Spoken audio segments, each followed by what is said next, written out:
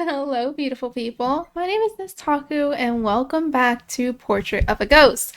It's been a week, I think, since we've last done this. We are on part 4. Ooh, I don't know how many parts there are to this story. Oh yeah, that's right. He had a really, really bad nightmare.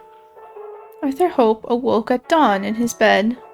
He lay silently, heart still racing as the faint ruby light traced his face. He breathed in, then out, slowly, until his heartbeat steadied. Then he gingerly sat up and rubbed his eyes. Well, no bedhead. Good for you, man. I haven't had any dreams like that since the old man. Well, not in a long time. Oh, since his uncle died? He felt beside his bed.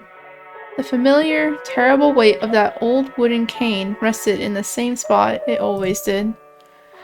A quick look in the mirror as he dressed confirmed that his body and skin remained intact and unburned, and he was none the worse for wear, save for a dark shadow blooming around his eyes. Ooh, is this his desk? That morning, he skipped his usual pursuit of the paper and crept up to his study, unearthing a pen and ink and an old journal from his drawer instead. Familiar old handwriting and scribbles peeked out from the pages. Why am I so shaken up that I'd return to this? It's a shame no one's invented a camera that can capture dreams yet. That would be terrifying. But I suppose then there'd be no need for poets. That is true. I guess. I mean, poets always have stuff to talk about. The hours passed by, yet Arthur found himself in such a daze that he could barely focus as he lined up shot after shot and prepared plate after plate. Oh, was it for the ghost photo? Strange night. Old memories. A strange yet stunning girl. It was late afternoon by the time Arthur realized he'd forgotten to do what the same girl who so occupied his mind had asked him. Really? Really? You didn't think that was like the first thing you should have done? Dang it. It's cloudy out, but there should be enough light to get a print. Arthur carefully set the glass plate in the printing frame, secured a sheet of albumen paper against it, and closed the case and set it by the windowsill. Now, to let it sit. Okay, TikTok. It was the last rays of the sun What? It was the last rays of the sun faded. Is that, you know what? That Arthur Hope pulled the image from the frame and stared straight into the face of a corpse. Ooh. Oh, did he capture like how she died? Oh, you could see her ribs! What in the... The negative looked fine when I put it in. Did I expose it onto the wrong plate? But none of my ghosts look like this. Ooh, it's creepy. That girl, Edith. She must have tampered with it. Oh, I thought it was gonna like jump out. But why? What does she want with me? Oh, is that her at the door? Familiar rapping came from the door. Arthur stared at the doorway with a sick feeling in his chest. He answered the door. No, he certainly did not. He answered it. We're kind of going on the route of going with her, and then I think I'll do one where I'm just rejecting her. Arthur stomped to the door and flung it open, 1,000 questions and accusations on his tongue. You have a lot to explain, Miss Harper. This isn't... Nobody was there. No girl in green satin. Not a single soul. Arthur gritted his teeth and turned away. Why are you so upset? Oh, stop it! Oh, God. Oh, is she in here? Whoa. The girl who stood in his sitting room wore no bonnet or day dress. Dirt and soil and damp, dark stains clung onto her bare feet and rotted, ruined nightgown. Her skin clung to her flesh in patches, pieces of it eaten away and rotted to the bone. Her long hair was matted in thick tangles. Her eyes were gaping hollows. Someone of your profession certainly startles easily. Oh yeah, you're a ghost, you psycho! Miss Harper! What do you want? This isn't funny. Aw, you get to see her a little bit. Certainly not. I'd like my photograph, please. What kind of trick is this? You're the ghost photographer, are you? Oh, you're the ghost photographer, are you not? Isn't that why you agreed to take my picture? You're a ghost? You expected me to be among the living? Oh, her eye went dark. Well, perhaps proper introductions are in order. My name is Edith Emmeline Harper. I died in an accident 11 years ago. Spare you the details, but in short, I found it rather upsetting that my body still hasn't been discovered. Aww. So when I heard about you, I decided to take matters into my own hands. You expect me to believe any of this? Is this new to you? I thought you were more of the worldly type. See for yourself, then. Are we gonna go to her site? Edith reached out toward him. Arthur jerked back, but the girl did not flinch. She gently lifted a filthy hand to his face. Oh. Arthur waited for the feeling of rotten flesh, but the girl's skin was smooth and cold. Ice cold. Far too cold, and still to be something living. Her fingers lingered there until finally Arthur grasped her hand with his own. It felt like gripping ice. The longer he held, the more his own skin grew cold, numb. It's gonna be a love story? And then prickled like something was crawling beneath it. Ugh! What? That's enough. Fine. Fine. You're dead. So what does a ghost want with me, then? I want you to send that photograph to my brother. Stupid fool thinks I ran off with some man. Me? Elope? Honestly. Tell him to look for me near the old chapel where we used to play. Why don't you tell him yourself? Why haunt me? Very few people can see or hear ghosts, Mr. Hope. And of them, well, let's just say that few murderers end up as professional photographers. What? Wait. What did you say? He's a murderer? Was our guy a killer? There is only one thing in common between the people who could see or hear me, Mr. Hope.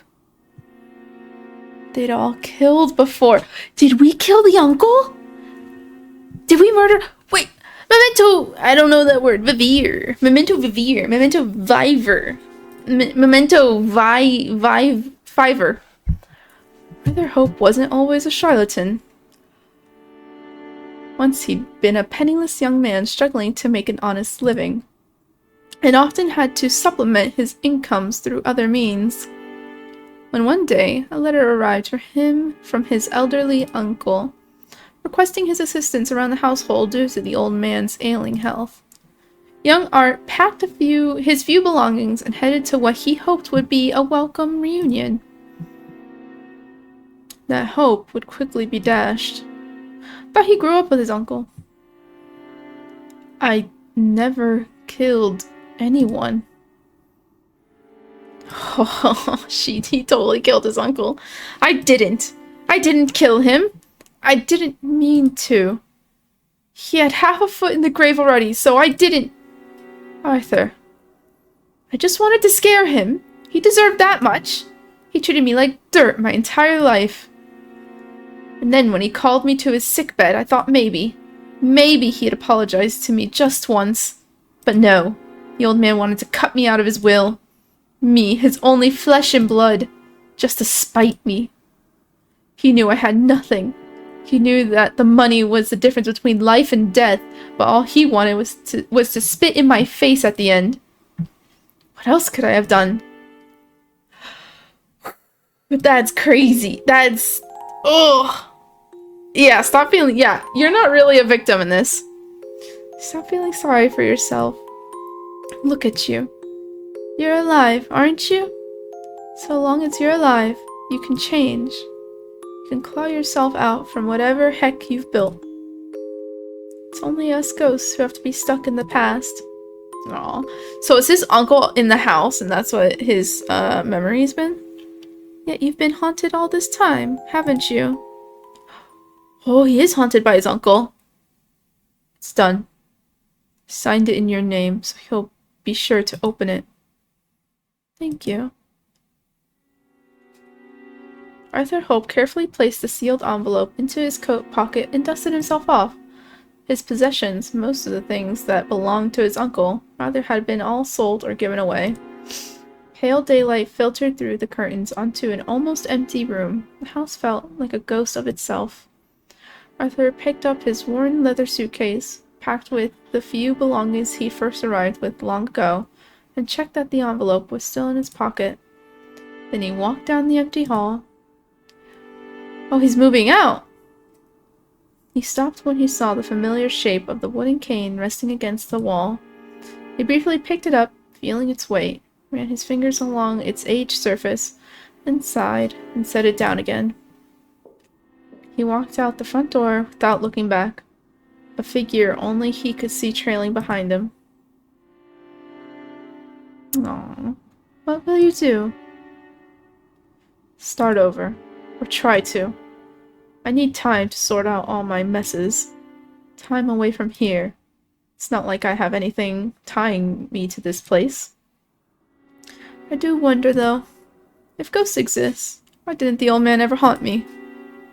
Perhaps he had no reason to stay. Ghosts aren't eternal. They fade away, just like people do.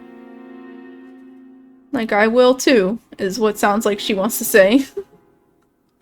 I mean, not if you believe in Jesus, but you know. Arthur exited the post office and decided to walk to the harbor. The air was cold and damp. He carefully stepped over the puddles left behind from the rain, weaving between passerby. People rushing here, there, without any break in their monotone lives. But at least they were alive. What will you do? What I've done for the past decade, I suppose. Wander around, see the sights, watch my brother and my nieces. Wait until I get sick of the living world, and see what lies beyond. Say, can ghosts travel? Far away from where they died, I mean. I don't know. I can't say I've ever tried. Well, I mean, traveling sounds like fun. Would you like to? Arthur dropped us. No! Would you like to? You want to travel with me?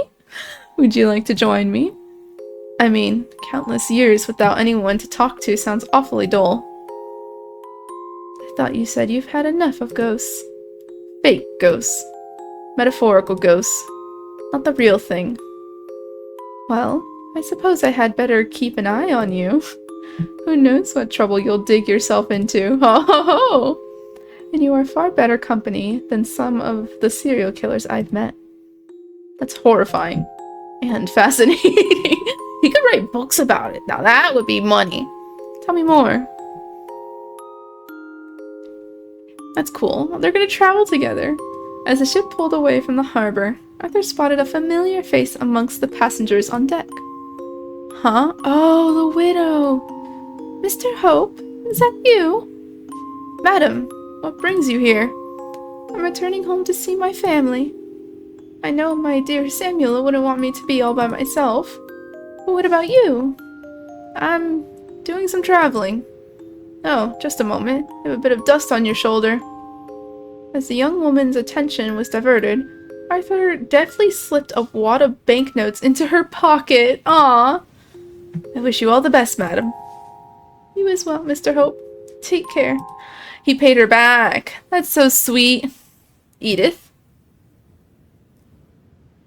The girl had stepped away to watch the sea, transfixed on the deep blue that stretched towards the horizon. Aww. The sky had cleared. The sunlight now sparkled on the crashing waves. Arthur stood beside her quietly and gazed out as the ship slowly sailed away from shore. If he were a poet, he might have tried to describe the color of the sky or the depths of the waters breaking around them. But he only sighed and felt a little sorry that his sliding box camera hadn't fit in his case. Oh, he can't take a photo. Oh, that's it! That's actually a really cute ending. I like that ending. That's probably gonna be my favorite one. So, I need to go all the way. Oh? What? Arthur H. Hope would succumb to consumption within a decade, but only after writing a series of beloved mystery novels that featured a cunning detective and his unusual companion, a ghost. He became known for his odd habits, including carrying a sliding box camera around with him and seemingly always talking to himself. Oh, because he was talking with the ghost. So he was able to travel with him. His last words were supposedly a name. Edith. To his dying day, he never revealed just how he made his ghost appear in his photographs. Some believe they were simply real all along. Aww! Ending 4. Carpe diem. I don't... A diem? Damn, I don't... I'm assuming that's like French, and I don't really know much about it. So, I guess now... What is extras? More games? The gallery. Oh... That's, oh, that's not, those two don't connect. Oh, it shows like the transitions of them. I see, I see. Okay, so now what I want to do is at least try to get some other ending. And I'm gonna, can I skip? Oh, I can. Oh, I can skip to the choices. That is so nice. Okay, photo time. But, photo... Oh gosh, that is so fast. It is actually really fast. Alright, we're ignoring. Okay, wait, I need to turn skip off, right? No, no more skipping. Ignored it. He got up only to stretch, then returned to the desk where his correspondence was piled. More requests to travel for sittings. It's high time I opened a separate studio. But perhaps it'd be better to leave this town entirely first. His thoughts were interrupted by another knock, and soon another. Perhaps I should at least see who it is. Oh, come on! Arthur crept down the... Yeah, we've seen that. Carefully looked through the spy hole. It's the girl. We're not opening the door. You don't care. I don't care. Ignore her. Arthur stepped back from the door. But once more, the knocking came, growing more desperate. Oh, that's creepy. Come on, Arthur. Perhaps she needs help. Ugh, I hate to get involved. But it wouldn't do me good to become known for letting some poor soul catch her death in the rain. She already caught it. Wait, he opens it? Can I help you, miss? In the gloom of the rain, lit with only the light coming from the hall, the young woman was surprisingly lovely. This doesn't look like it's... I already read on that. Yeah, okay, let's skip. Send her away. Think I've made my answer clear, miss. Good day. Please. Arthur slammed the door closed. He waited there for a moment. Perhaps out of some small sense of remorse for leaving a desperate girl alone in the rain, but no further knocking came. Perhaps I could have offered her an umbrella, but she didn't ask, and it isn't my concern anyways. Wow, Barry he could be an awful human. Sparing one final glance at the door, he turned his back and retreated up the staircase to his study once more. I'm sorry, Edith. Forgive me. Time passed, and Arthur soon forgot about his strange visitor. Right, this way, Mr. Harper. Can I offer you any tea? None, thank you. Of course. Did you bring a guest with you for the sitting? What? No, I came alone. And who was that? Well, never mind. Mr. Harper? Memento Mori. Wait, so is Mr. Harper the brother? I forgot her last name already. So that was 2 endings? That was... Wait, that was a very quick ending. I thought I was gonna get at least like a little spookiness. Okay, I need to find some sort of ending guide so we can get the other ones. Should be here. Yeah, ending guide, here we go. Okay, so there's 4 endings. Alright, let's see if I can try to work on this one. Oh, here we go. I see. So I had a letter in. Alright. Never mind. I'll see you tomorrow then. Disregarding his protests, she slipped from the room, through the entryway, and out the front door into the rainy night. She didn't even ask to borrow an umbrella. Dang it, I forgot to discuss payment too. Hopefully she brings enough with her tomorrow. Now I'll have to get this plate ready before it dries, but after that, perhaps I'll retire early. Certainly has been an interesting night. Is this gonna be the nightmare? That night, yeah, he had a nightmare. Okay, so now I have to just ignore her. On this one, I believe. Yeah. I did not answer the door. No, he certainly did not. Arthur waited for the infernal sound to stop. He buried his head in his arms. Had enough of this. Enough! Gradually, the tapping softened and slowed. Finally, it fell silent. Arthur breathed a deep sigh, then quietly got up and peeked through the spy hole. Nobody was there. No girl in green satin. Not a single soul. Arthur gritted his teeth and turned away. Oh, gosh, why are you so upset? She's so freaking creepy. Is her thing gonna change? No bonnet, no day dress. Rotted nightgown, flesh to the bone. Her eyes were gaping hollows. Yeah. Oh, I messed up. This is way too far ahead. Oh, dang it. I don't know what I should do. Okay, I guess I'm gonna go back to the main menu. I'm gonna get back to that point again. Because it's after she gets in and mentions that he's a murderer, that's when the actual change happens. Okay, this is it. Nobody looked twice at the well-dressed gentleman with twinkling blue eyes, even though he was far too young to need the heavy walking stick he carried as he traipsed, urn in hand, to the shoreside. There, he tossed the pile of ashes into the sea. Then he turned and walked back the way he came. So he dumped his uncle's ashes in the ocean? I never killed anyone. Didn't kill him. Get out. Now. And don't come back. I still need you. I'm done helping you. Done.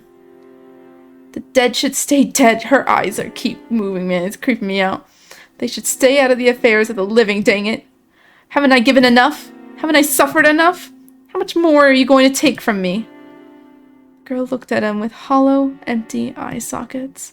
Her mouth was set in what almost looked like an expression of pity. When Arthur looked at her again, she was gone. Oh, Edith doesn't deserve that, man! Time passed, and the days moved on much like they always had. But Arthur never completely forgot his ghostly visitor. Sometimes he imagined he could see her hollow face peeking from behind a doorway or in the corner of the frame of his sliding box camera. But the next moment, it would be gone. She's haunting him. Arthur's clients continued to visit him, seeking to soothe their sorrow and grief, and Arthur continued to provide what only he could. And he might have done so for a long time, if not for the one ghost that turned out to be quite alive. What? A distraught young woman had visited him after her beloved had died at sea. His ship sunk beneath the waves. Yet a few weeks after his ghost portrait was taken, he turned up right at his beloved's doorstep, thin and haggard, but very much still breathing. It seemed that after his ship sank, the sailor miraculously washed up on a desert island, where he survived off kelp and rainwater for some weeks before finally being rescued. Oh, so this kind of like unveils his scam. Oh, you got screwed over! Soon people began to talk, and more inconsistencies in the spirit photographs came to be noticed, until finally one day, an angry crowd formed at Arthur's doorstep. He deserves it! For this ending, he deserves it. But by then, the confident trickster had fled. Ah, the little sucker! Arthur Hope was never seen or heard from again. Indeed, the name Hope soon became forgotten as other so-called spiritualists and mediums followed in his footsteps, claiming to speak to the dead or hear otherworldly voices. Most of them were frauds. Not a scant few truly believed in their own powers, so desperate they were to speak to their departed loved ones. Edith pitied them more than she pitied the bloodied ghosts she would pass by every now and then. Ghosts like the man who once had devilish eyes and smiled slyly from behind a sliding box camera. Oh, he died! Wait, he's dead? He would appear from time to time in the window of the old house until it was destroyed, and then along the shore of the sea on nights when the fog rolled in. Edith knew that the living would never dare to hope to hear the voices of the dead. If only they knew the sound of Arthur Hope's blood-curdling screams. Oh! Ending 2. Sic transit Gloria Mundi. I wonder if these actually translate to, like, what they're trying to say, because I don't understand. And the last one's pretty easy. So it seems like we got, like, a really good ending. Like, I think that's, like, the best ending. So this one, you just say, you drop the subject of traveling. I see. Well, I guess this is goodbye. Yes, for now at least. Everybody dies, you know. Perhaps I'll see you again sooner than you think. Farewell, Edith. That's so creepy to say. Like, come on, man, let me enjoy my life a little. As the ship pulled away from the harbor, Arthur spotted a familiar face among the passengers on deck. Oh, yeah, we know this part. Yeah, and he gives her the money, right? Yeah. At least in this one, he's still trying to do good. As the widow walked off, Arthur turned and gazed out at the sea. The sky had cleared, and the sunlight now sparkled on the crashing waves. He stared out the shore, and thought he could see, for a moment, a flash of green standing in the harbor. Oh, because of her green dress. But the next moment, it was gone.